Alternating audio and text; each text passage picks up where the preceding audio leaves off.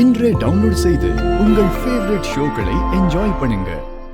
எந்த ஒரு விஷயம் நீங்கள் மாற்றணும்னு சொல்லி கிராமத்துலேருந்து வந்து அவங்க வாழ்க்கை துணை மாற்றிக்காமலே இருக்காங்க? சார் ஃபஸ்ட்டு வந்து ட்ரெயினில் வான்னு சொன்னால் வரவே மாட்டாங்க சார்.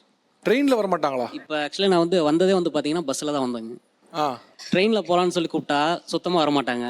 அதேமாதிரி நைட் ஷோ படங்கு போகலான்னு கூப்பிட்டாலும் வரமாட்டாங்க. இல்லை நான் வரமாட்டேன் அப்படின்றாங்க ஒரே வார்த்தையாக. சார் ஒன்றும் இல்லைங்க சார். சின்ன வயசில் அதாவது சின்னதில் நம்ம ஃபஸ்ட்டு எது பார்க்குறோமோ அதுதான் நம்ம மனசில் பதியும்னு சொல்லி ஒரு கான்செப்ட் இருக்கு இல்லைங்களா? சின்ன வயசில் ரிதம் படம் பார்த்தேங்க சார்.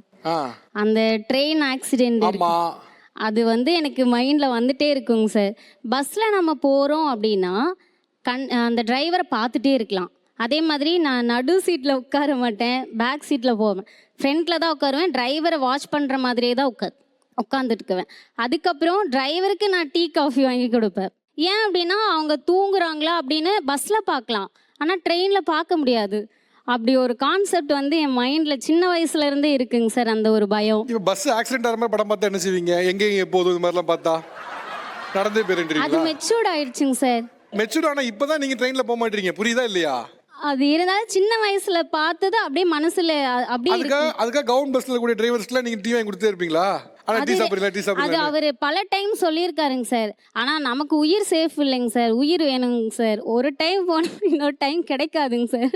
எனக்கு உண்மையில இந்த கான்செப்டே